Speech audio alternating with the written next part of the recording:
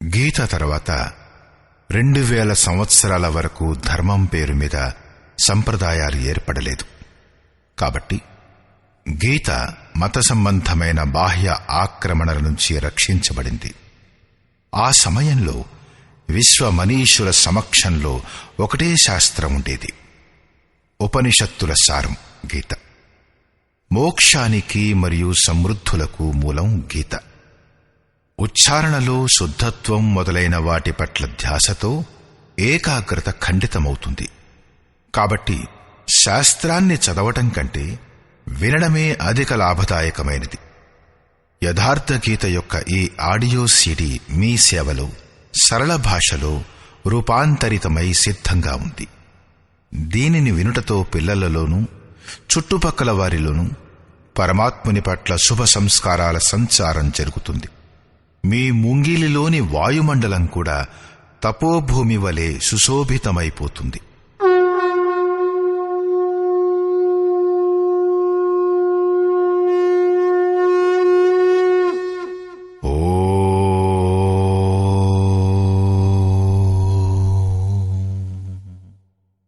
శ్రీ పరమాత్మనే నమః. యథార్థ గీత, శ్రీమద్ భగవద్గీత, 8వ అధ్యాయం. 7వ అధ్యాయం చివరిలో యోగేశ్వరుడైన శ్రీకృష్ణుడన్నాడు, పుణ్యకర్మను చేసే యోగి సంపూర్ణ పాపాల నుంచి ముక్తి పొంది ఆ వ్యాప్త బ్రహ్మను తెలుసుకుంటాడు. అంటే కర్మ ఆ వ్యాప్త బ్రహ్మ గురించి తెలుపుతుంది. ఆ కర్మను చేసేవారు వ్యాప్త బ్రహ్మను, సంపూర్ణ కర్మను, సంపూర్ణ ఆధ్యాత్మికతను, సంపూర్ణ అధిదైవాన్ని, అధిభూతాన్ని మరియు అధియజ్ఞం సహితంగా నన్ను తెలుసుకుంటారు. అంటే కర్మ వీటన్నింటితో పరిచయం చేయిస్తుంది. వారు చివరి సమయంలో కూడా నన్నే తెలుసుకుంటారు. వారికి తెలిసింది ఎప్పటికీ విస్మరించబడదు. ఇది విని అర్జునుడు ఈ అధ్యాయం ప్రారంభంలోనే అతని మాటల్లోనే ప్రశ్నిస్తాడు. అర్జున ఉవాచ,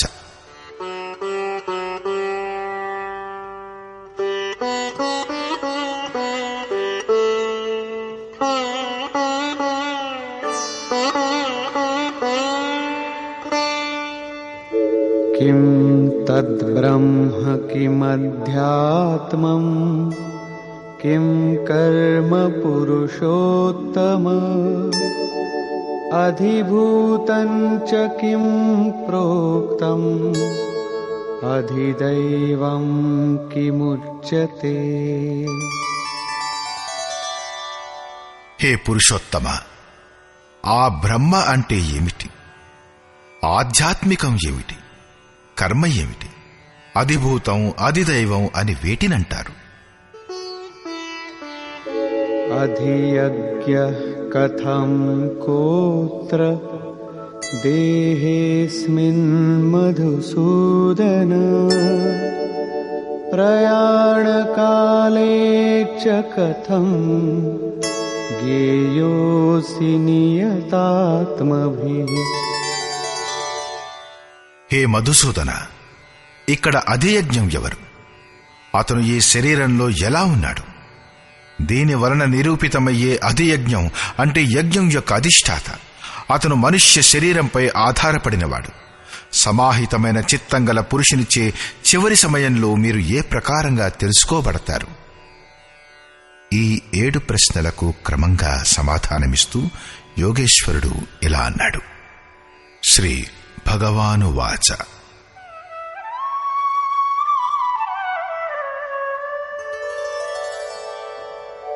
అక్షరం బ్రహ్మ పరమం స్వభావోధ్యాత్మముచ్యతే భూతభావోద్భవకరో విసర్గః కర్మ సంగీతః. అక్షరం బ్రహ్మ పరమం. ఏదైతే అక్షయము, ఏదైతే క్షయం కాదో అదే పరబ్రహ్మం. స్వభావః అధ్యాత్మం ఉచ్యతే. స్వయంలో స్థిరభావమే అధ్యాత్మం, అంటే ఆత్మ యొక్క ఆధిపత్యం. దీనికంటే ముందు అందరూ మాయ యొక్క ఆధిపత్యంలో ఉంటారు. కాని ఎప్పుడైతే స్వభావం అంటే స్వరూపంలో స్థిరభావం దొరుకుతుందో అప్పుడు ఆత్మ యొక్క ఆధిపత్యం అందులో ప్రసరణమవుతుంది. ఇదే అధ్యాత్మం. అధ్యాత్మం యొక్క పరాకాష్ఠ. భూత భావోద్భవకరః, ఏదో ఒకటి ఉద్భవింపచేసే భూతాల యొక్క ఆ భావాలు అంటే ప్రాణుల యొక్క ఆ సంకల్పాలు మంచి లేక చెడు సంస్కారాలను పుట్టిస్తాయి. వాటి విసర్జనం, అవి నశించిపోవడమే కర్మ యొక్క పరాకాష్ఠ.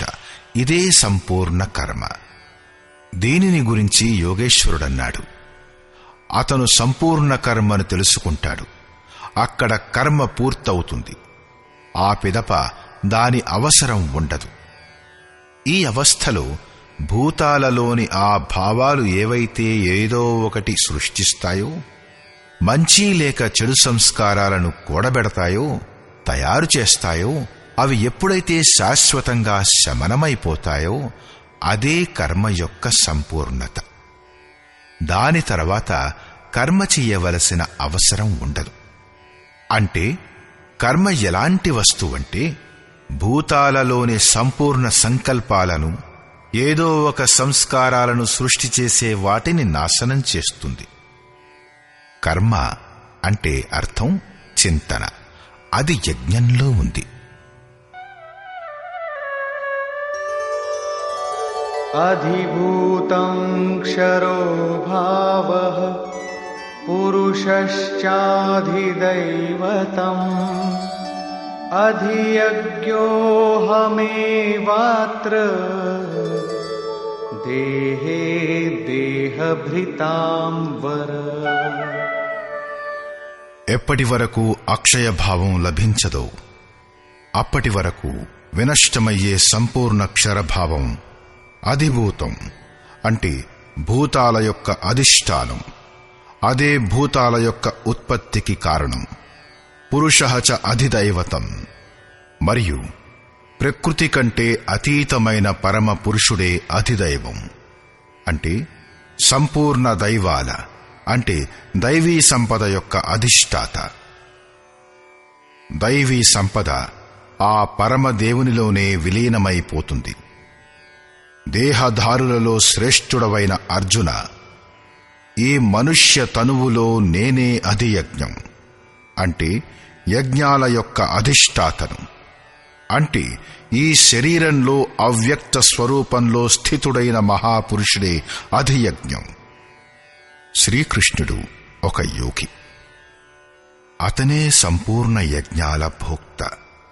చివరిలో యజ్ఞాలు అతనిలోనే ప్రవేశం పొందుతాయి. అదే పరమస్వరూపం.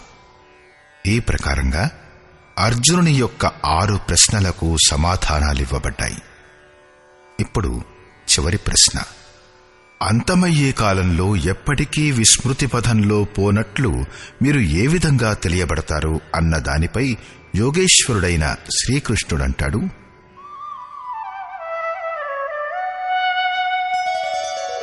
అంతకాలే చ మామేవ స్మరన్ ముక్త్వా కలేవరం యః ప్రయాతి సమద్భావం యాతి నాస్త్యత్ర సంశయః.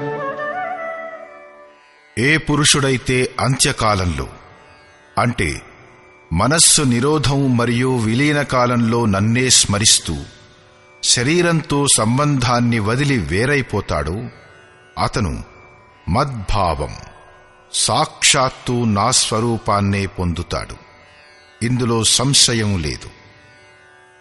శరీరం మరణించడం అసలైన అంత్యకాలం కాదు. మరణించిన తర్వాత కూడా శరీరాల క్రమం వెంబడించే ఉంటుంది. సంచితమైన సంస్కారాలు ఎల్లప్పటికీ నశించిపోవడంతో బాటే మనస్సు నిరోధించబడుతుంది. ఆ మనస్సు కూడా ఎప్పుడు విలీనమైపోతుందో అప్పుడే అంత్యకాలం అనబడుతుంది. దాని తర్వాత శరీరాల్ని ధరించవలసిన అవసరం ఉండదు. ఇది క్రియాత్మకమైనది. కేవలం చెప్పడంచే కాని, సంభాషణంగా వినడంచే గాని అర్థం కాదు. ఎప్పటి వరకు వస్త్రాలలాగానే శరీరాల పరివర్తనం జరుగుతూ ఉంటే శరీరం యొక్క అంతం ఎక్కడైంది?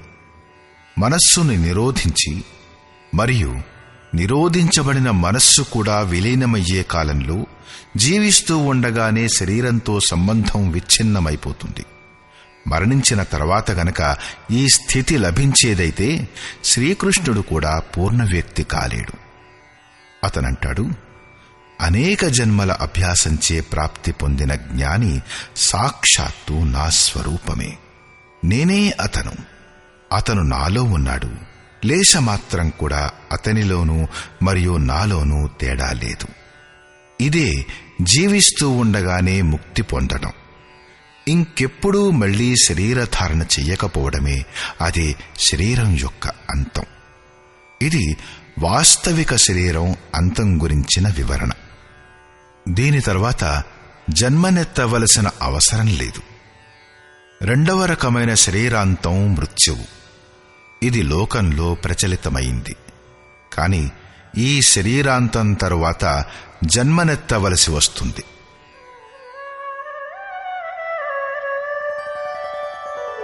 యం యం వాపి స్మరన్ భావం త్యజత్యంతే కలేవరం తం తమేవైతి కౌంతేయ సదా తద్భావభావితః. కౌంతేయ, మృత్యు సమయంలో మనుష్యుడు ఏ భావాన్ని స్మరిస్తూ శరీరాన్ని విడిచివేస్తాడో అతను ఆ భావాన్నే పొందుతాడు. అలాంటప్పటిది చాలా చవకబేరం. జీవితకాలమంతా భోగాలు అనుభవిద్దాం, చనిపోయేటప్పుడు భగవంతుని స్మరణ చేద్దాం. కాని శ్రీకృష్ణుడంటాడు, అలా జరగదు. సదా తద్భావ భావితః. ఆ భావం యొక్క చింతనే చెయ్యగలుగుతాడు ఏదైతే యావజ్జీవం చేశాడు. అది తప్ప ఇంకొకటి స్మరణకు రాదు. అందుచేత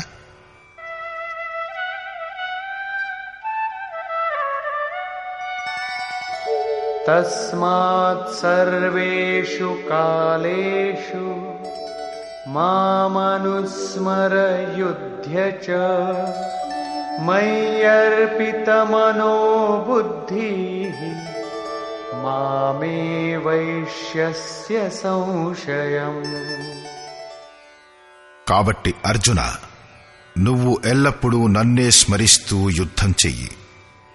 నాకై అర్పితమైన మనస్సు బుద్ధులతో యుక్తమైన నీవు నిస్సందేహంగా నన్నే పొందుతావు. నిరంతరం చింతన మరియు యుద్ధం ఒకేసారి ఎలా సంభవమవుతాయి? నిరంతరం చింతన మరియు యుద్ధం అనేదాని స్వరూపం జయము జయము కన్నయ్య, జయము జయము భగవంతుడా అంటూ బాణాల్ని వదలడం కాదు. కాని స్మరణ స్వరూపాన్ని తరువాతి శ్లోకంలో స్పష్టం చేస్తూ యోగేశ్వరుడైన శ్రీకృష్ణుడంటాడు,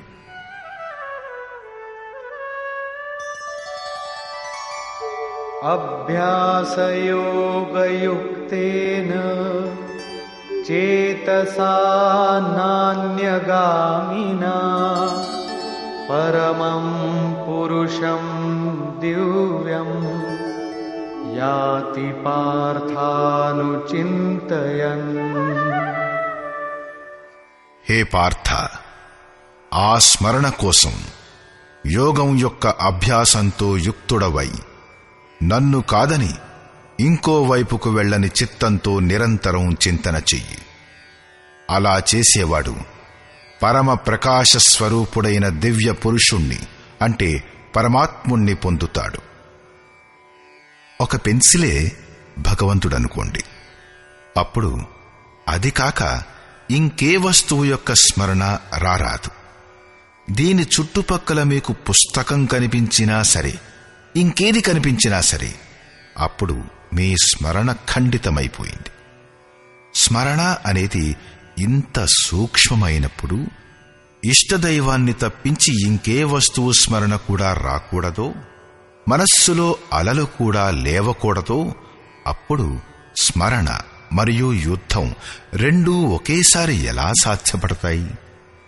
వాస్తవానికి ఎప్పుడైతే మీరు చిత్తాన్ని అన్ని వైపుల నుంచి లాక్కొచ్చి మీ యొక్క ఆరాధ్య దైవం యొక్క స్మరణలో ప్రవృత్తులవుతారో, అప్పుడు ఆ సమయంలో మాయా ప్రవృత్తులు, కామక్రోధాలు, రాగద్వేషాలు అడ్డుగోడల రూపంలో ప్రత్యక్షమవుతాయి. మీరు స్మరణ చేస్తారు, కాని అవి మీ లోపల ఉద్వేగాన్ని పుట్టిస్తాయి. మీ మనస్సు స్మరణ ప్రక్రియ నుంచి పలాయనం చేయాలని చూస్తుంది. ఈ బాహ్య ప్రవృత్తులపై విజయం పొందడమే యుద్ధం. నిరంతర చింతన ద్వారానే వీటిని అంతం చేయవచ్చు. కాబట్టే నిరంతరం చింతనతో బాటే యుద్ధం సంభవం. గీతలోని ఒక్క శ్లోకం కూడా బయటి వారిని చంపడం, నరకడాలను సమర్థించదు. చింతన ఎవరిని గురించి చెయ్యాలి?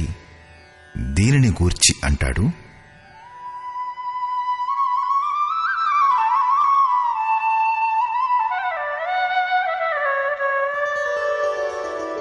కవిం పురాణమనుశాసితారం అణోరణీయావ్ సమనుస్మరేద్యః సర్వస్య ధాతారమచింత్య రూపం ఆదిత్యవర్ణం తమస పరస్తాత్. ఆ యుద్ధంతో బాటుగా ఆ పురుషుడు సర్వజ్ఞుడైన, అనాది అయిన, అందరికీ నియంత అయిన, సూక్ష్మమైన, అందరి లాలన పాలన చేయువాడైన, అతించుడైన, నిత్య ప్రకాశ స్వరూపుడైన మరియు అవిద్య కంటే అతీతమైన ఆ పరమాత్ముని స్మరిస్తాడు. ఇంతకు ముందన్నాడు, నా యొక్క చింతన చేస్తాడు.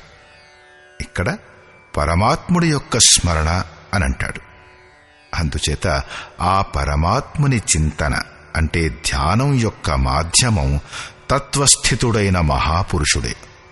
ఇదే క్రమంలో ప్రయాణకాలే మనసాచలేన భక్త్యా యుక్తో యోగబలేన చైవ భ్రువోర్मध्ये ప్రాణమావేశ్య సమ్యక్ సతం పరం పురుషముపైతి దివ్యం. ఎవరైతే నిరంతరం ఆ పరమాత్ముని స్మరణ చేస్తాడో ఆ భక్తియుక్తుడైన పురుషుడు ప్రయాణకాలే మనస్సు విలీన దశలో యోగబలంచే అంటే ఆ నియత కర్మ యొక్క ఆచరణ ద్వారా భ్రుకుటి మధ్యలో ప్రాణాన్ని చక్కగా నిలవరించి ప్రాణాపానాలను చక్కగా సమం చేసి లోపలి నుంచి ఉద్వేగం పుట్టకుండా, బాహ్య సంకల్పాలను గ్రహించకుండా సాత్వికం, రాజస తామసాలు చక్కగా శాంతమైపోగా ధ్యానం ఇష్టదైవంలోనే స్థితమైపోయే కాలంలో అచంచలమైన మనస్సు అంటే స్థిర బుద్ధి గల పురుషుడు ఆ దివ్య పురుషుడైన పరమాత్ముణ్ణి పొందుతాడు. కాబట్టి గుర్తుంచుకోవలసిందేమిటంటే ఆ పరమాత్ముని ప్రాప్తి విధానం ఒక్క యోగం మాత్రమే. దానికై నియతక్రియ ఆచరణమే యోగక్రియ. దానిని సవిస్తారంగా వర్ణన యోగేశ్వరుడు 4-6 అధ్యాయాలలో చేశాడు. ఇప్పుడు అతనన్నాడు, నిరంతరం నన్నే స్మరించు. స్మరించడం ఎలా అంటే ఈ యోగధారణలో స్థిరంగా ఉంటూ స్మరించాలి. అలా చేసేవారు దివ్య పురుషుణ్ణే పొందుతారు. అతను ఇంకెప్పుడూ విస్మృతి పొందడు. మీరు ప్రయాణకాలంలో ఎలా తెలుసుకోబడతారనే ప్రశ్నకు ఇక్కడ సమాధానం పూర్తయింది. పొందవలసిన పదవి వివరణ చూద్దాం. ఇది గీతలో చాలా చోట్ల వచ్చింది. యదక్షరం వేదవిదో వదంతి విశంతి యద్యతయో వీతరాగాః యదిచ్ఛంతో బ్రహ్మచర్యం చరంతి తత్తే పదం సంగ్రహేణ ప్రవక్ష్యే. వేదవిద్ అంటే అవిదిత తత్వాన్ని ప్రత్యక్షంగా తెలుసుకునేవారు ఏ పరమపదాన్ని అక్షరం అక్షయమంటారు, వీతరాగ మహాత్ములు దేనిలో ప్రవేశాన్ని కోరుతారో, ఏ పరమపదాన్ని కోరుకుంటూ బ్రహ్మచర్యం వ్రతపాలన చేస్తారు. బ్రహ్మచర్యం అంటే జననేంద్రియాల్ని మాత్రం నిరోధించడమని కాదు. బ్రహ్మ ఆచరతి స బ్రహ్మచారి, బాహ్య స్పర్శలను మనస్సు నుంచి త్యజించివేసి బ్రహ్మ యొక్క నిరంతర చింతనయే బ్రహ్మచర్యం. అది బ్రహ్మదర్శనం చేయించి అతనిలో స్థానం ఇప్పించి శాంతమైపోతుంది. ఈ ఆచరణ వలన ఇంద్రియ సంయమనమే కాకుండా సకలేంద్రియ సంయమనం స్వతహాగా జరిగిపోతుంది.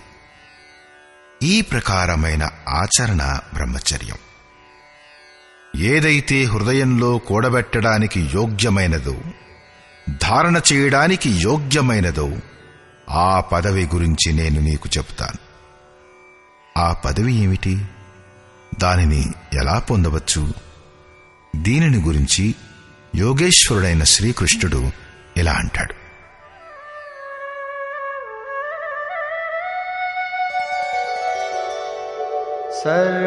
సర్వద్వారాణి సంయమ్య మనోహృది నిరుధ్య చ మూర్ధ్యాధాయాత్మనః ప్రాణం ఆస్థితో యోగధారణా. ఇంద్రియ ద్వారాలనన్నింటినీ మూసివేసి, అంటే కోరికలనన్నింటినీ త్యజించివేసి, మనస్సును హృదయంలో స్థిరం చేసి, ధ్యానం హృదయంలోనే చేయబడుతుంది, బయట కాదు. పూజ బయట చేయబడదు. ప్రాణం అనగా అంతఃకరణం యొక్క పనిని మస్తిష్కంలో నిరోధించి యోగ ధారణలో స్థితమై యోగాన్ని ధారణ చేసి ఉండాలి. ఇంకో మార్గం లేదు. ఈ ప్రకారంగా ఓమిత్యేకాక్షరం బ్రహ్మ వ్యాహరన్ మామనుస్మరన్ యః ప్రయాతి త్యజన్ దేహం సయాతి పరమాం గతిం. ఏ పురుషుడైతే ఓం ఇతి అక్షర బ్రహ్మ యొక్క పరిచయకమైన ఓంకారాన్ని జపిస్తూ నన్నే స్మరిస్తూ శరీరాన్ని త్యాగం చేస్తాడో ఆ పురుషుడు పరమగతిని పొందుతాడు. శ్రీకృష్ణుడు ఒక యోగేశ్వరుడు, పరమతత్వంలో స్థితుడైన మహాపురుషుడు, సద్గురువు. యోగేశ్వరుడైన శ్రీకృష్ణుడన్నాడు, ఓంకారం అక్షయ బ్రహ్మ యొక్క పరిచాయకం. నీవు దానిని జపించు మరియు నన్ను ధ్యానించు. పరమబ్రహ్మను పొందిన ప్రతి మహాపురుషుని పేరు, అతను ప్రాప్తి పొందిన విలీనమైన అదే ఓం అవుతుంది. కాబట్టి పేరు ఓం అని చెప్పాడు మరియు తన రూపు చూడమన్నాడు. యోగేశ్వరుడు కృష్ణా కృష్ణా అని జపించమని చెప్పలేదు. తరువాతి కాలంలో భావుకులు అతని పేరు కూడా జపించటం ఆరంభించారు. వారు తమ శ్రద్ధకి అనుగుణంగా ఫలాన్ని కూడా పొందారు. ఎలాగంటే మనుష్యులకు శ్రద్ధ ఎక్కడ ఏర్పడుతుందో అక్కడ నేనే అతని శ్రద్ధను దృఢం చేస్తాను, నేనే ఫలాన్ని కూడా ఇస్తాను. భగవంతుడు శివుడు రామశబ్దాన్ని జపించడం గూర్చి వివరించాడు. రమంతే యోగినః యస్మిన్ సరామః రా ఔర్ మా కే బీచ్ మే కబీరా రహా లుకాయా. రా మరియు మా ఈ రెండు అక్షరాల మధ్య తన మనస్సుని నిలపడంలో కబీరు సమర్థుడయ్యాడు. శ్రీకృష్ణుడు ఓంకారాన్ని గూర్చి వివరించాడు. ఓహం సవోం అంటే ఆ శక్తి నాలోనే ఉంది, బయట ఎక్కడా వెతకద్దు. ఈ ఓంకారం కూడా ఆ పరమశక్తి యొక్క పరిచయం ఇప్పించి శాంతమైపోతుంది. వాస్తవానికి ఆ ప్రభువుకి అనంతమైన పేర్లు ఉన్నాయి, కాని జపం చేయడానికి చిన్నగా ఉన్న పేర్లే సార్థకాలు. శ్వాసలో ఇమిడిపోయేవి మరియు ఒక పరమాత్ముణ్ణే సంబోధించేవి అయి ఉండాలి. వాటికన్నా భిన్నమైన దేవీ దేవతలనే అవివేకపూర్ణమైన కల్పనలలో ఇరుక్కుని లక్ష్యం నుంచి దృష్టి మళ్లించకండి. పూజ్య గురువుగారనేవారు, నా రూపాన్ని చూడండి, మీ శ్రద్ధానుసారంగా ఏదో 2-2.5 అక్షరాలు గల పేరు ఓం, రామ, శివ వంటి వాటిల్లో ఏదో ఒకటి జపించండి. దాని చింతన చెయ్యండి. దాని అర్థస్వరూపమైన ఇష్టదేవుని స్వరూపాన్ని ధ్యానించండి. ధ్యానం సద్గురువుదే చేయబడుతుంది. మీరు రామ, కృష్ణ లేక వీతరాగ విషయం వా చిత్తం, వీతరాగ మహాత్ముల లేక యథాభిమత ధ్యానాద్వా ఎవరిదైనా స్వరూపాన్ని ఆశ్రయించుకోండి. వారు అనుభవంలో మిమ్మల్ని కలుస్తారు. మిమ్మల్ని సమకాలీనులైన సద్గురువు వైపు నడిపిస్తారు. వారి మార్గదర్శనంలో మీరు మెల్లమెల్లగా ప్రకృతి యొక్క క్షేత్రాన్ని అధిగమిస్తూ పోతారు. నేను కూడా ప్రారంభంలో ఒక దేవత యొక్క చిత్రాన్ని అంటే కృష్ణుని విరాట్ రూపాన్ని ముందుంచుకుని ధ్యానం చేసేవాడిని.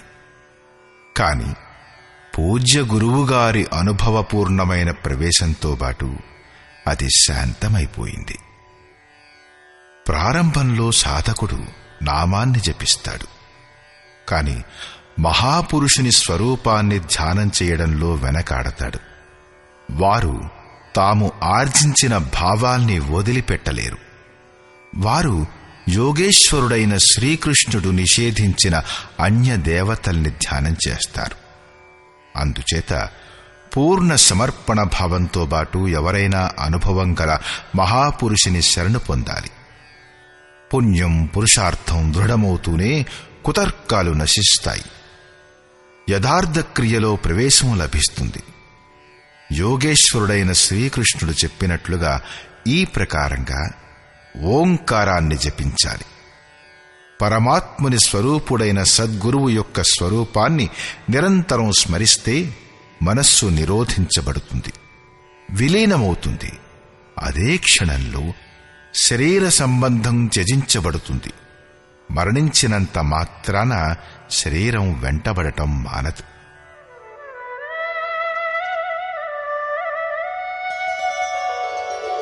అనన్యచేతాః సతతం యో మాం స్మరతి నిత్యశః తస్యాహం సులభః పార్థ నిత్యయుక్తస్య యోగినః. నేను తప్పించి వేరెవరూ చిత్తంలో లేనేలేరు. అటువంటి వేరెవరి చింతన చేయనట్టి మరియు అనన్య చిత్తంలో స్థిరమై ఎవరైతే నిరంతరం నన్ను స్మరిస్తాడో అటువంటి నాలోనే నిత్యయుక్తుడైన యోగికి నేను సులభమైన వాడిని. పరమాత్ముడు సులభమగుట వలన ఏం దొరుకుతుంది? మాముపేత్య పునర్జన్మ దుఃఖాలయమశాశ్వతం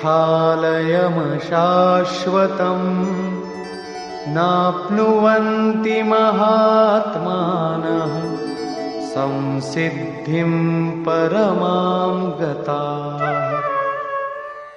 నన్ను పొంది వారు దుఃఖాలకు ఆకారమై క్షణభంగురమైన పునర్జన్మను పొందరు, పరమసిద్ధిని పొందుతారు.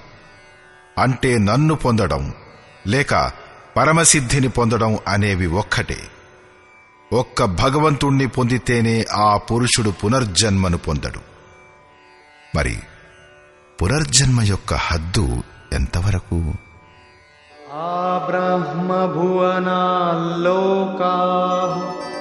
पुनरावर्तिनोऽर्जुन मामुपेत्य तु कौन्तेय पुनर्जन्म न विद्यते।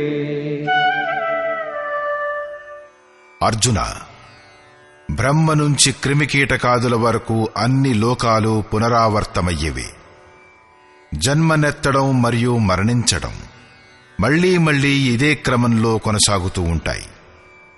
కాని కౌంతేయ, నన్ను పొందిన ఆ పురుషుడు పునర్జన్మనెత్తడు. ధర్మగ్రంథాలలోని లోకాంతరాల పరికల్పనలు, ఈశ్వర పథంలోని విభూతులను బోధపరిచే ఆంతరికమైన అనుభవాలు లేక రూపకాలు మాత్రమే. అంతరిక్షంలో క్రిములు కరిచే గొయ్యి లేదు, స్వర్గమనబడే మహాలు లేదు. దైవీ సంపదతో యుక్తుడైన మనుష్యుడే దేవత మరియు ఆసురీ సంపదతో యుక్తుడైన మనుష్యుడే అసురుడు. శ్రీకృష్ణుని సొంత బంధువులైన కంసుడు, బాణాసురుడు దైత్యులు. దేవ మానవ తిర్యక్ యోనులే విభిన్న లోకాలు. శ్రీకృష్ణుడు చెప్పినట్లుగా జీవాత్మ మనస్సహితంగా 5 ఇంద్రియాలతో పాటు జన్మ జన్మాంతరాల సంస్కారాలకు అనుగుణంగా కొత్త శరీరాలను ధరిస్తుంది. అమరులనబడే దేవతలు కూడా మరణధర్ములే, చనిపోయేవారే. క్షీణే పుణ్యే మర్త్యలోకం విశంతి. ఇంతకన్నా గొప్ప నష్టం ఇంకోటుందా? పుణ్యం కూడా సమాప్తమైపోయే దేవతా శరీరం దేనికి పనికొస్తుంది? దేవలోకం, పశులోకం, క్రిమికీటకాల లోకం భోగాలని అనుభవించడానికి ఉన్న లోకాలు మాత్రమే. కేవలం మనుష్యుడు మాత్రమే కర్మల యొక్క రచయిత. వాటి ద్వారా అతను ఆ పరంధాముణ్ణి కూడా పొందగలడు. అక్కడి నుంచి పునరావృత్తి ఉండదు. యథార్థమైన కర్మను ఆచరించి మనుష్యుడు దేవతగా కావచ్చు, బ్రహ్మ యొక్క స్థితిని కూడా పొందవచ్చు. కాని ఎప్పటి వరకు అతను మనస్సుని నిరోధించి మరియు నిరోధించడంతో పాటు పరమాత్మని సాక్షాత్కారం చేసుకుని అదే పరమభావంతో ఆ స్థితిని పొందడో అంతవరకు అతను పునర్జన్మ నుంచి తప్పించుకోలేడు. ఉపనిషత్తులు కూడా ఇదే సత్యాన్ని ఉద్ఘాటించి చెబుతాయి. ఉదాహరణకై, యదా సర్వే ప్రముచ్యంతే కామాయేస్య హృది స్థితాః అతమర్త్యోమృతో భవత్యత్ర బ్రహ్మ సముస్నుతే. ఎప్పుడైతే హృదయంలో ఉన్న సమస్త కోరికలు సమూలంగా నశించిపోతాయో అప్పుడే మరణధర్ముడైన మనుష్యుడు అమరుడవుతాడు. ఇక్కడే ఈ ప్రపంచంలో ఈ మనుష్య శరీరంతోనే పరబ్రహ్మ సాక్షాత్కార అనుభవాన్ని పొందుతాడు. ఇక్కడ ప్రశ్న ఏమిటంటే, బ్రహ్మ కూడా మరణధర్ముడేనా అని. అంటే బ్రహ్మ కూడా మరణించేవాడేనా అని.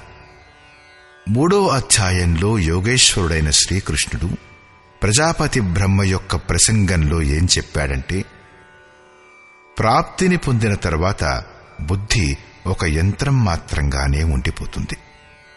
దాని ద్వారా పరమాత్ముడే వ్యక్తమవుతాడు. అలాంటి మహాపురుషుల ద్వారానే యజ్ఞం యొక్క సంరచన చెయ్యబడింది. మరి ఇక్కడంటాడు, బ్రహ్మస్థితిని పొందిన వారు కూడా పునరావర్తులే. యోగేశ్వరుడైన శ్రీకృష్ణుడు ఏం చెప్పాలనుకుంటున్నాడు? వాస్తవానికి ఏ మహాపురుషుల ద్వారా పరమాత్ముడే వ్యక్తమవుతాడో ఆ మహాపురుషుల బుద్ధి కూడా బ్రహ్మ కాదు. కాని లోకులకు ఉపదేశం చేసే కారణం వలన కళ్యాణానికి సూత్రపాదులయ్యే కారణంగా బ్రహ్మ అనబడతారు. స్వయంగా వారు బ్రహ్మ కాదు. వారి దగ్గర తమదంటూ బుద్ధి ఉండనే ఉండదు. కాని దానికి ముందు సాధనా కాలంలో బుద్ధే బ్రహ్మ. అహంకార శివ, బుద్ధి అజ, మనశవి, చిత్త మహాన్. సాధారణ మనుష్యుని బుద్ధి బ్రహ్మ కాదు. బుద్ధి ఎప్పుడైతే ఇష్టదైవంలో ప్రవేశించడం మొదలు పెడుతుందో అప్పటి నుంచి బ్రహ్మ రూపుదిద్దుకోవడం మొదలవుతుంది. దానికి 4 సోపానాలు అని మునీశ్వరులన్నారు. ఇంతకుముందు 3వ అధ్యాయంలో ఇవి చెప్పబడ్డాయి. మళ్లీ ఒకసారి జ్ఞాపకం చేసుకుందాం. బ్రహ్మవిదుడు, బ్రహ్మవిద్వరుడు, బ్రహ్మవిద్యర్యానుడు, బ్రహ్మవిద్వరిష్ఠుడు. బ్రహ్మ విద్యతో సంయుక్తమై ఉన్న బుద్ధి గల వారిని బ్రహ్మవిదుడు అంటారు. బ్రహ్మ విద్యలో శ్రేష్ఠతను పొందిన వాడిని బ్రహ్మవిద్వరుడు అంటారు. బ్రహ్మ విద్యలో దక్షతతో బాటుగా దాని నియంత్రణ చేసేవాడు, సంచాలకుడు అయిన వాడిని బ్రహ్మవిద్వార్యానుడంటారు. బ్రహ్మవిద్వరిష్ఠుడు అంటే ఇష్టదైవం ప్రవాహితమయ్యే బుద్ధి యొక్క అంతిమ అవస్థ. ఇక్కడి వరకు బుద్ధి యొక్క అస్తిత్వం ఉంటుంది. ఎందుకంటే ప్రవాహితమయ్యే ఇష్టదైవం వేరుగాను, గ్రహణకర్త అయిన బుద్ధి వేరుగాను ఉంటాయి. ఇప్పుడింకా అతను ప్రకృతి యొక్క సరిహద్దులోనే ఉన్నాడు. ఇలాంటి శ్రేష్ఠ దశను పొందిన పురుషుడు కూడా పునర్జన్మ యొక్క పరిధిలోనే ఉన్నాడు. ఎప్పుడు స్వయం ప్రకాశ స్వరూపంలో బుద్ధి అంటే బ్రహ్మ ఉంటుందో, జాగృతమై ఉంటుందో, అప్పుడు సంపూర్ణ భూతాలు చింతన యొక్క ప్రవాహం జాగృతమై ఉంటాయి. అవిద్యలో ఉన్నప్పుడు అచేతనమై ఉంటుంది. దీనినే ప్రకాశం మరియు అంధకారం, పగలు మరియు రాత్రి అని సంబోధించడమవుతుంది. బ్రహ్మ అంటే బ్రహ్మవిద్వేత్త అంటే ఇష్టదైవం ప్రవాహితమయ్యే శ్రేణిలో ఉన్న దానిని పొందిన సర్వోత్కృష్టమైన బుద్ధిలో కూడా విద్య అనే పగలు మరియు అవిద్య అనే రాత్రి, ప్రకాశం మరియు అంధకారం యొక్క క్రమం ఉంటుంది. ఇక్కడి వరకు సాధకునిలో మాయ సఫలమవచ్చు.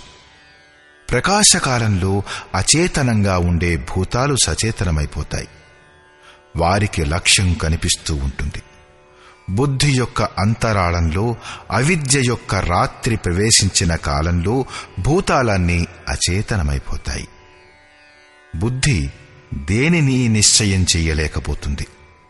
స్వరూపం వైపు వెళ్లడం ఆగిపోతుంది. ఇదే బ్రహ్మ యొక్క పగలు, ఇదే బ్రహ్మ యొక్క రాత్రి. పగటి ప్రకాశంలో బుద్ధి యొక్క వేల ప్రవృత్తులలో ఈశ్వరీయ ప్రకాశం వ్యాపిస్తుంది. అవిద్య అనే రాత్రిలో ఈ వేల కొద్దీ పొరలలో అచేతనావస్థ యొక్క అంధకారం అలుముకుపోతుంది.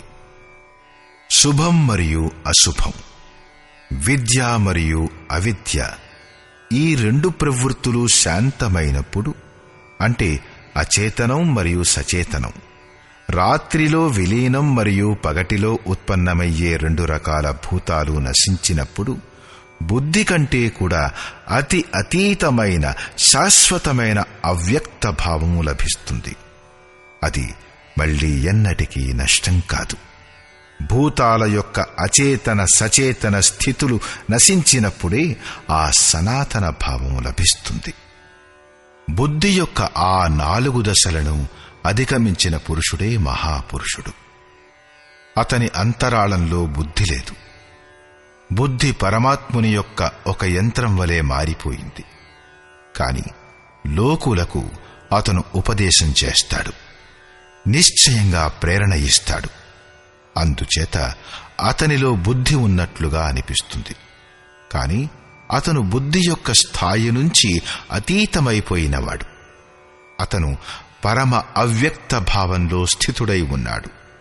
అతనికి పునర్జన్మ లేదు.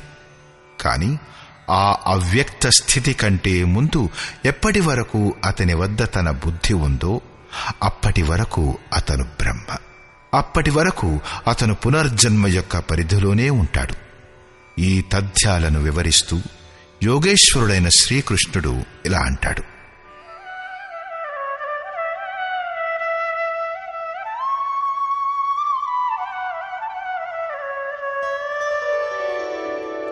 సహస్రయుగపర్యంతం అహర్యద్బ్రహ్మణో విదుః రాత్రిం యుగసహస్రాంతాం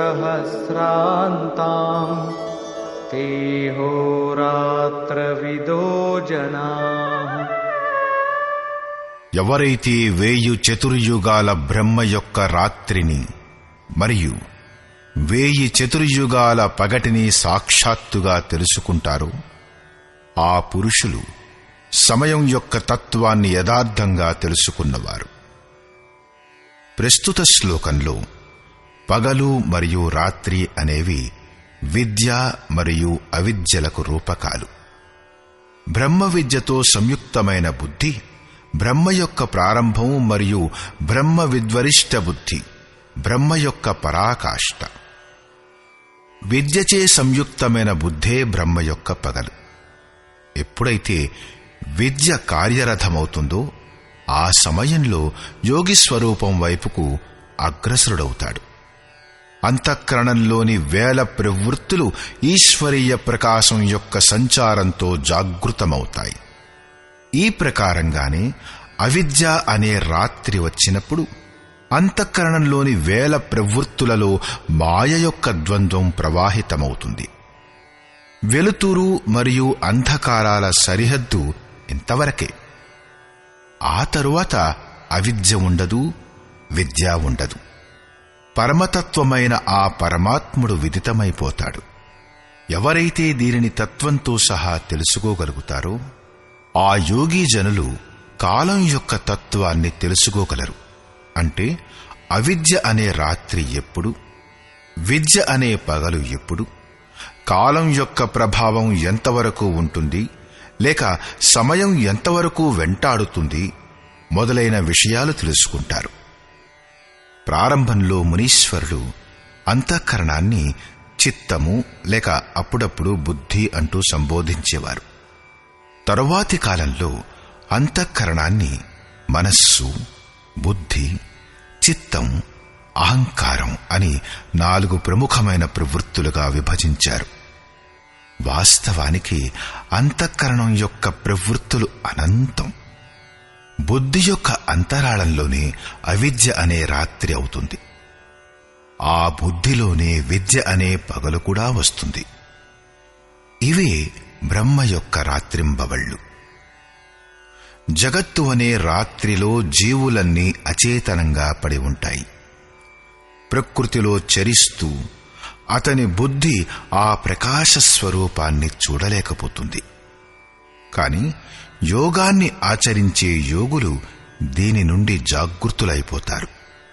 వారు నిత్య స్వరూపం వైపుకు అగ్రసరులవుతారు.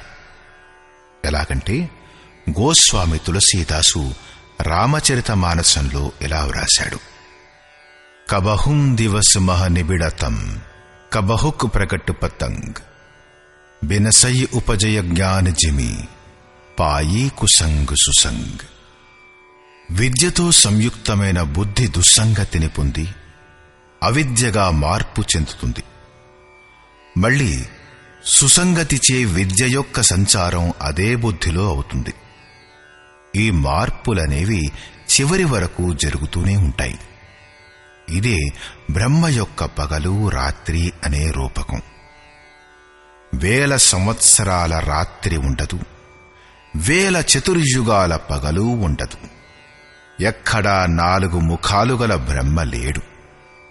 ఇందాక చెప్పిన బుద్ధి యొక్క 4 అవస్థలే బ్రహ్మ యొక్క 4 ముఖాలు. అంతఃకరణం యొక్క 4 ప్రముఖ ప్రవృత్తులే అతని చతుర్యుగాలు. రాత్రి పగలు ఈ ప్రవృత్తులలోనే ఉద్భవిస్తాయి. ఏ పురుషుడైతే వీటి భేదాన్ని తత్వంతో సహా తెలుసుకోగలడో ఆ యోగీ జనులు కాలం యొక్క రహస్యాన్ని, కాలం ఎంతవరకు వెంటాడుతుంది, ఏ పురుషుడు కాలం కంటే కూడా అతీతమవ్వగలడు అనే వాటిని తెలుసుకోగలడు. రాత్రి మరియు పగలు, అవిద్య మరియు విద్యలలో జరిగే కార్యాన్ని శ్రీకృష్ణుడు ఇలా స్పష్టం చేస్తాడు: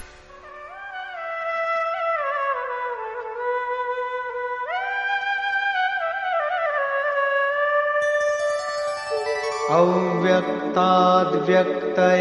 సర్వాః ప్రభవంత్యః రాగమే రాత్ర్యాగమే ప్రలీయంతే తత్రైవావ్యక్త సంజ్ఞకే.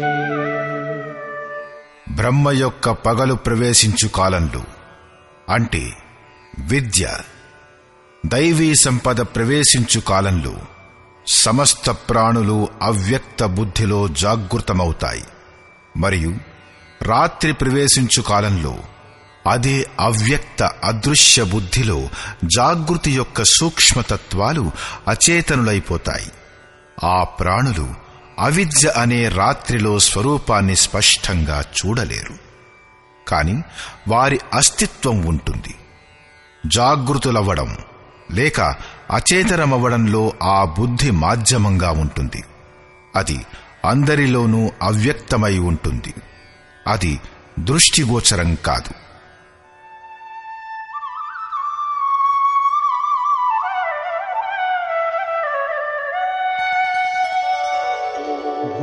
भूतग्रामः स एवायं भूत्वा भूत्वा प्रलीयते रात्र्यागमेव च पार्थ ప్రభవత్యః రాగమే. హే పార్థ, ప్రాణులందరూ ఈ ప్రకారంగా జాగృతులై ప్రకృతి కారణంగా వివశులై అవిద్య రూపమైన రాత్రి వచ్చినప్పుడు అచేతనులైపోతారు. తమ లక్ష్యమేమిటన్నది వారు చూడలేరు. పగలు ప్రవేశించు కాలంలో వారు మళ్లీ జాగృతులైపోతారు. ఎప్పటి వరకు బుద్ధి ఉంటుందో అప్పటి వరకు దాని అంతరాళంలో విద్య మరియు అవిద్యల క్రమం జరుగుతూనే ఉంటుంది. అంతవరకు అతను సాధకుడే, మహాపురుషుడు కాదు.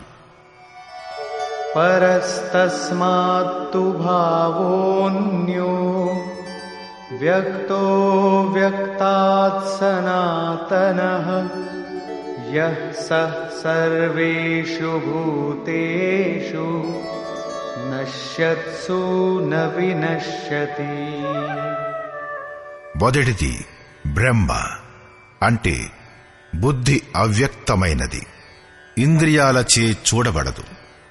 మరియు దీనికంటే కూడా అతీతమైన సనాతన అవ్యక్త భావం ఉంది. అది భూతాలు వినష్టమైపోయినా కూడా నష్టం కాదు.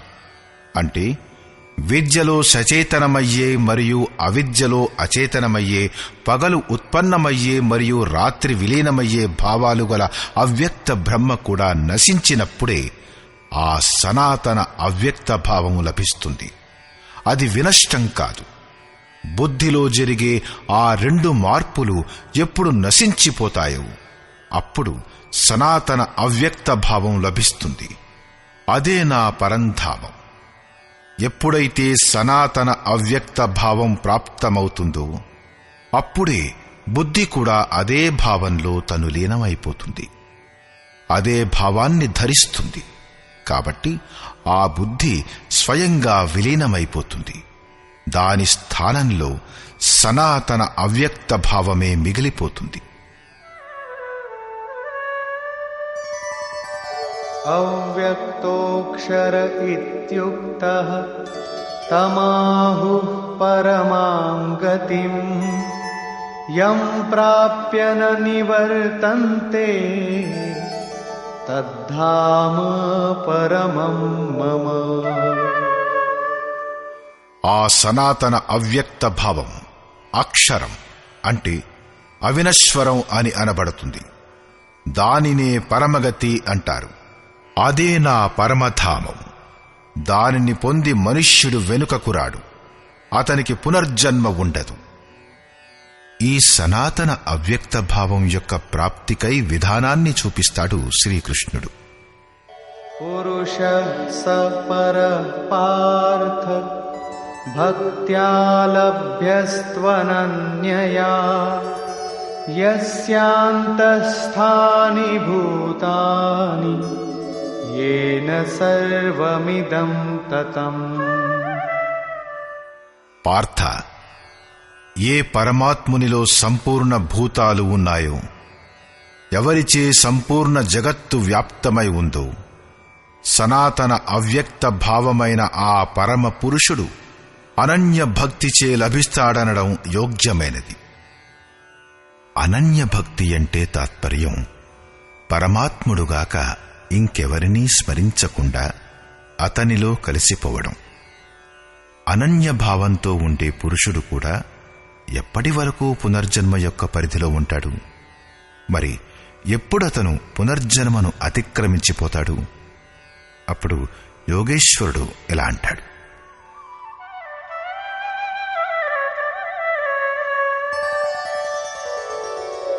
యత్ర కాలే త్వనావృత్తిం ఆవృత్తిం చైవ యోగినః ప్రయాతా యాంతి తం కాలం వక్ష్యామి భరతర్షభ.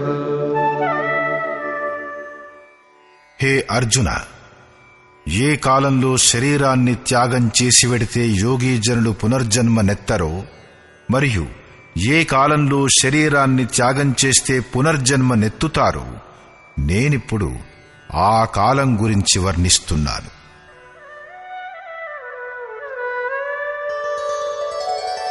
అగ్నిర్జ్యోతిరః శుక్లః షణ్మాసా ఉత్తరాయణం తత్ర ప్రయాతా గచ్చంతి బ్రహ్మ బ్రహ్మవిదో జనాః.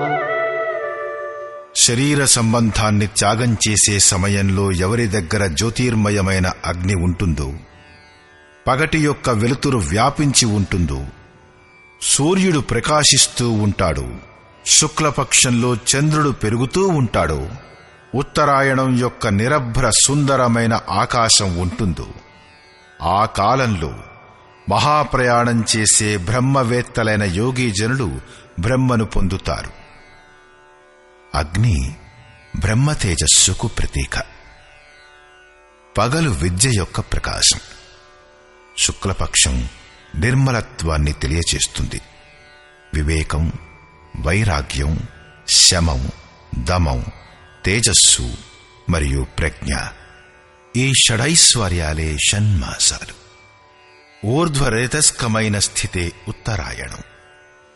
ప్రకృతి కంటే సర్వదా అతీతమైన ఈ దశలో వెళ్లే బ్రహ్మవేత్తలైన యోగీజనులు బ్రహ్మని పొందుతారు. వారికి పునర్జన్మ లేదు. కాని అనన్య చిత్తంలో ఉన్న యోగీజనులే ఈ ఆలోకాన్ని, ప్రకాశాన్ని పొందలేకపోతే, సాధన పూర్తి కాకపోతే వారి గతి ఏమవుతుంది? దీనిని గురించి ఆయన ఇలా అంటాడు: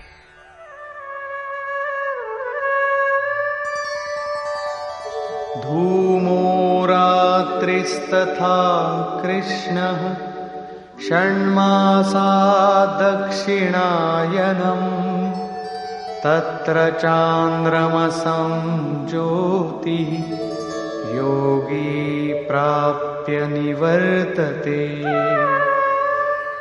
ఎవరి ప్రయాణ కాలంలో అంటే మరణకాలంలో పొగ వ్యాపించి ఉంటుందో, యోగాగ్ని ఉండి యజ్ఞ ప్రక్రియలో ఉండే అగ్ని యొక్క స్వరూపం, అది పొగచే ఆచ్ఛాదితమై ఉంటుందో, అవిద్య అనే రాత్రి ఉంటుందో, చీకటి ఉంటుందో, కృష్ణపక్షం యొక్క చంద్రుడు క్షీణమవుతూ ఉంటాడో, నలుపు బహుళంగా ఉంటుందో, షడ్వికారాల అంటే కామం, క్రోధం, లోభం, మోహం, మదం మరియు మాత్సర్యం, వీటితో యుక్తమైన దక్షిణాయనం అంటే బహిర్ముఖీనమై ఉంటుందో, ఎవరైతే పరమాత్మునిలో ప్రవేశించకుండా బయటే ఉన్నారో ఆ యోగి పునర్జన్మనెత్తవలసి ఉంటుంది.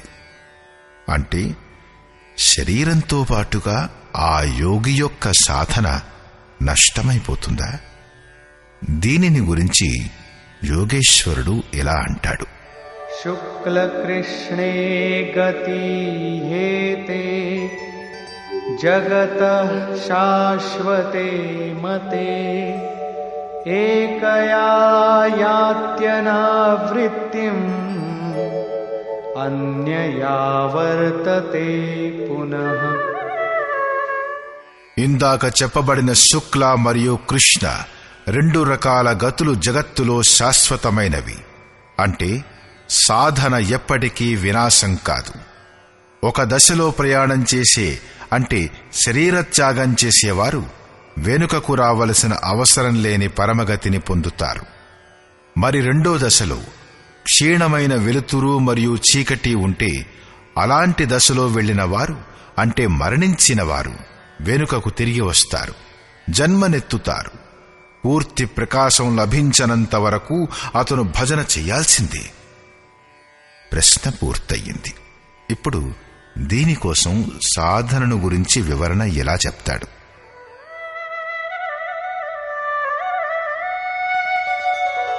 నైతే శ్రుతి పార్థ జానన్ యోగీ ముహ్యతి కశ్చన తస్మాత్ సర్వేషు కాలేషు యోగయుక్తో భవార్జున.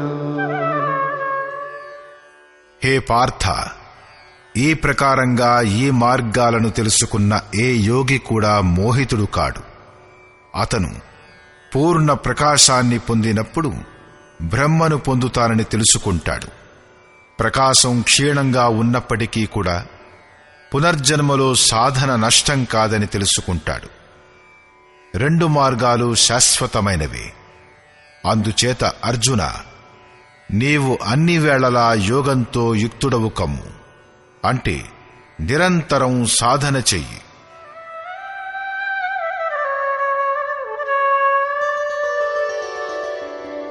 వేదేషు యజ్ఞేషు తపస్సు చైవ దానేషు యత్ పుణ్యఫలం ప్రదిష్టం అత్యేతి తత్సర్వమిదం విదిత్వా యోగీ పరం స్థానముపైతి చాద్యం.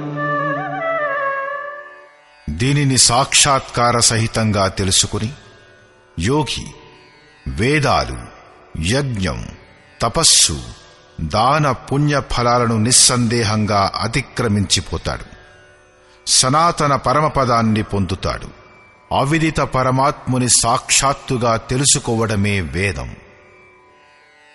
ఆ అవిదిత తత్వమే విదితమైపోయినప్పుడు ఇంకా తెలుసుకోవాల్సిందేమిటి? అందుచేత విదితమైపోయిన పిదప వేదాల వలన కూడా ప్రయోజనం లేకుండా పోతుంది. ఎందుకంటే తెలుసుకున్నవారు ఆ తత్వానికి భిన్నంగా లేరు కదా. యజ్ఞం యొక్క అంటే ఆరాధన, నియతక్రియ యొక్క అవసరం ఉండేది. కాని ఆ తత్వం విదితమైపోయిన తరువాత ఇంకా ఎవరిని భజించాలి? మనస్సు సహితంగా ఇంద్రియాలను లక్ష్యానికి అనుగుణంగా తపింపచేయడమే తపస్సు. లక్ష్యమే సిద్ధించినప్పుడు ఇంకా దేనికోసం తపస్సు చెయ్యాలి? మనస, వాచ, కర్మణ సర్వతోభావంతో సమర్పితం కావడానికే దానం అని పేరు. వీటి అన్నింటి పుణ్యఫలం పరమాత్ముని ప్రాప్తి. ప్రతిఫలం కూడా ఇప్పుడు వేరుగా లేదు కాబట్టి వీటన్నింటి అవసరం ఇప్పుడింక లేదు. ఆ యోగి యజ్ఞం, తపస్సు, దానాలు మొదలగు వాటి ప్రతిఫలాన్ని కూడా దాటి అతను పరమపదాన్ని పొందుతాడు. సారాంశం: ఈ అధ్యాయంలో 5 ప్రముఖమైన విషయాలను గురించి ఆలోచించడం జరిగింది. వాటిలో సర్వప్రథమంగా 7వ అధ్యాయం చివరలో యోగేశ్వరుడు బీజారోపణ చేసిన ప్రశ్నలను స్పష్టంగా అర్థం చేసుకోవాలనే జిజ్ఞాసతో ఈ అధ్యాయం ఆరంభంలోనే అర్జునుడు 7 ప్రశ్నలడిగాడు. భగవాన్, మీరు చెప్పిన బ్రహ్మ ఏమిటి? అధ్యాత్మం ఏమిటి? సంపూర్ణ కర్మ ఏమిటి? అధిదైవం, అధిభూతం, అధియజ్ఞం అంటే ఏమిటి? అంత్యకాలంలో మీరు ఎప్పటికీ విస్మృతం కాకుండా ఏ ప్రకారంగా తెలుసుకోబడతారు? యోగేశ్వరుడైన శ్రీకృష్ణుడు ఇలా చెప్పాడు: వినాశనం లేనివాడే పరబ్రహ్మ. తనకు లభించే పరమ భావమే అధ్యాత్మం. జీవుడు మాయ యొక్క ఆధిపత్యం నుంచి వెలువడి ఆత్మ యొక్క ఆధిపత్యంలోకి వచ్చే విధానమే అధ్యాత్మం. సర్వభూతాల శుభాశుభ సంస్కారాలను ఉత్పన్నం చేసే ఆ భావాలు ఆగిపోవడం, విసర్గ, నశించిపోవడమే కర్మ యొక్క సంపూర్ణత్వం. ఆ తరువాత కర్మ చెయ్యవలసిన అవసరం ఉండదు. కర్మ సంస్కారాల ఉద్గమాన్నే నశింపచెయ్యగలిగింది. ఈ ప్రకారంగా క్షరభావం అధిభూతం అంటే నష్టమయ్యే భూతాలను ఉత్పన్నం చెయ్యడానికి సాధనం అవుతుంది. అవి భూతాలకు అధిష్టాత. పరమపురుషుడే అధిదైవం. అతనిలోనే దైవీ సంపద విలీనమవుతుంది. ఈ శరీరంలో అధియజ్ఞం నేనే. అంటే ఎవరిలోనైతే యజ్ఞం విలీనమైపోతుందో అది నేనే. యజ్ఞం యొక్క అధిష్టాతను నేనే. అతను నా స్వరూపాన్నే పొందుతాడు. అంటే శ్రీకృష్ణుడు ఒక యోగి. అధియజ్ఞం ఎలాంటి పురుషుడంటే ఈ శరీరంలోనే ఉంటాడు, బయట కాదు. చిట్ట చివరి ప్రశ్న ఏమిటంటే, అంతిమ సమయంలో మీరు ఎలా తెలుసుకోబడతారు? అతనంటాడు, ఎవరైతే నన్ను నిరంతరం స్మరిస్తారో, నన్ను తప్పించి ఇంకో విషయ వస్తువులను గురించి ఆలోచించరు, అలా చేస్తూ శరీరం యొక్క సంబంధాన్ని త్యజించి వేస్తారు, వారు సాక్షాత్తు నా యొక్క స్వరూపాన్ని పొందుతారు. వారికి చివరిలో కూడా అదే ప్రాప్తిస్తుంది. శరీరం నశించడంతోటే అది లభిస్తుందని కాదు. మరణించిన పిదప దొరికేదైతే శ్రీకృష్ణుడు పూర్ణుడై ఉండేవాడే కాదు. అనేక జన్మలు గడచిన తర్వాత పొందే జ్ఞాని కూడా అతని స్వరూపాన్ని పొందలేడు. మనస్సు యొక్క నిరోధం మరియు నిరుద్ధమైన మనస్సు కూడా విలయమయ్యే సమయమే అంత్యకాలం. అక్కడి నుంచి శరీరాలను ఉత్పత్తి చేసే సాధనం నశించిపోతుంది. ఆ సమయంలో అతను పరమభావంలో ప్రవేశం పొందుతాడు. అతడు పునర్జన్మరహితుడవుతాడు. ఈ ప్రాప్తికై అతను స్మరణ చేసే విధానాన్ని తెలిపాడు. అర్జున, నిరంతరం నన్నే స్మరించు, యుద్ధం చెయ్యి. రెండు పనులు ఒకేసారి ఎలా సాధ్యపడతాయి? జయగోపాల, హే కృష్ణ అంటూ దుడ్డు కర్రను కూడా త్రిప్పుతూ ఉంటారేమో. స్మరణ యొక్క స్వరూపాన్ని స్పష్టం చేస్తూ ఇలా అంటాడు, యోగధారణలో స్థిరంగా ఉంటూ నన్ను తప్ప ఏ ఇతర వస్తువును స్మరించక నిరంతరం నా స్మరణ చెయ్యి. స్మరణ అనేది ఇంత సూక్ష్మమైనప్పుడు యుద్ధం ఎవరు చేస్తారు? ఉదాహరణకై ఓ పుస్తకం భగవంతుడనుకోండి. అప్పుడు దీని చుట్టుపక్కల ఉన్న వస్తువులు గాని, ముందు కూర్చున్న మనుష్యులు గాని, లేక చూసిన వినిన ఇంకే వస్తువు గాని సంకల్పంలోకి కూడా రాకూడదు, కనిపించకూడదు. అలాగాక కనిపిస్తే అది స్మరణ కాదు. అలాంటి స్మరణలో యుద్ధం ఎలా చెయ్యడం? వాస్తవానికి ఎప్పుడైతే మీరు ఈ ప్రకారమైన నిరంతర స్మరణలో ప్రవృత్తులవుతారో అప్పుడు అదే క్షణంలో అసలైన యుద్ధం యొక్క స్వరూపం మీ కళ్లకు కట్టినట్లుగా కనబడుతుంది. ఆ సమయంలో మాయా ప్రవృత్తులు అడ్డుగోడలుగా ప్రత్యక్షమవుతాయి. కామక్రోధాలు, రాగద్వేషాలు దుర్జయ శత్రువులు. ఈ శత్రువులు నా స్మరణ చెయ్యనివ్వవు. వాటిని దాటగలగడమే యుద్ధం. అంటే ఈ శత్రువులు నశించినప్పుడే వ్యక్తి పరమగతిని పొందుతాడు. ఈ పరమగతిని పొందడానికై అర్జున, నీవు ఓంకారాన్ని జపించు, నన్నే ధ్యానించు. అంటే శ్రీకృష్ణుడు ఒక యోగి. నామరూపాలు ఆరాధన సాఫల్యానికి కారణభూతాలు. పునర్జన్మ ఏమిటి, దాని పరిధిలోకి ఎవరెవరు వస్తారు అనే ప్రశ్నకు కూడా యోగేశ్వరుడైన శ్రీకృష్ణుడు ఇలా జవాబిచ్చాడు. బ్రహ్మ మొదలుకొని యావత్ జగత్తు పునరావృతమయ్యేదే. అంటే జనన మరణాలతో కూడుకున్నది. అందరూ నశించిపోయినా కూడా నా పరమ అవ్యక్త భావము, అందులోని స్థితి సమాప్తం కావు. ఈ యోగంలో ప్రవిష్టుడైన పురుషునికి 2 మార్గాలున్నాయి. ఎవరైతే పూర్ణ ప్రకాశాన్ని పొంది షడైశ్వర్యాలతో సంపన్నుడై ఊర్ధ్వరేతస్కుడై ఉంటాడో, ఎవరిలో లేశమాత్రంగానైనా ఏ లోటు లేదో అతను పరమగతిని పొందుతాడు.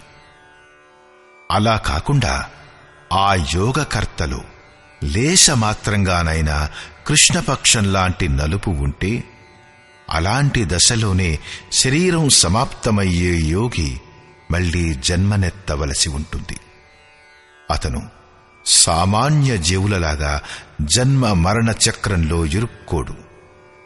కాని జన్మనెత్తి ఆ జన్మలో మిగిలిన సాధనను పూర్తి చేస్తాడు. ఈ ప్రకారంగా వచ్చే జన్మలో అదే క్రియను ఆచరిస్తూ అతను కూడా అక్కడికే, ఆ పరమధామానికి చేరుకుంటాడు. ఇంతకు ముందు కూడా శ్రీకృష్ణుడు చెబుతూనే వచ్చాడు, దీని స్వల్ప సాధన కూడా జనన మరణమనే మహాభయం నుంచి తప్పకుండా రక్షిస్తుంది. 2 మార్గాలు శాశ్వతాలే, నశించనివే. ఈ మాటను తెలుసుకుని ఏ పురుషుడు కూడా యోగం నుండి పలాయనం చిత్తగించడు. అర్జున, నీవు యోగివి కమ్ము. యోగి వేదాలు, తపస్సు, యజ్ఞం మరియు దానాల పుణ్యఫలాన్ని కూడా ఉల్లంఘించి పరమగతిని పొందుతాడు. ఈ అధ్యాయంలో చాలా చోట్ల పరమగతి చిత్రణ చెయ్యబడింది. దానిని అవ్యక్తం, అక్షయం, అక్షరం అని సంబోధించడమైంది. దానికి ఎప్పటికీ క్షయంగాని వినాశంగాని లేదు. ఓం తత్సదితి శ్రీమద్భగవద్గీతాసూపనిషత్సు బ్రహ్మ విద్యాయాం యోగశాస్త్రే శ్రీకృష్ణార్జున సంవాదే అక్షర బ్రహ్మయోగో నామ 8వ. ఈ ప్రకారంగా శ్రీమద్భగవద్గీత రూపమైన ఉపనిషత్తు మరియు బ్రహ్మ విద్య మరియు యోగశాస్త్రమనే విషయంలో శ్రీకృష్ణార్జున సంవాదంలో అక్షర బ్రహ్మయోగం అనే పేరుగల 8వ అధ్యాయం పూర్తయింది.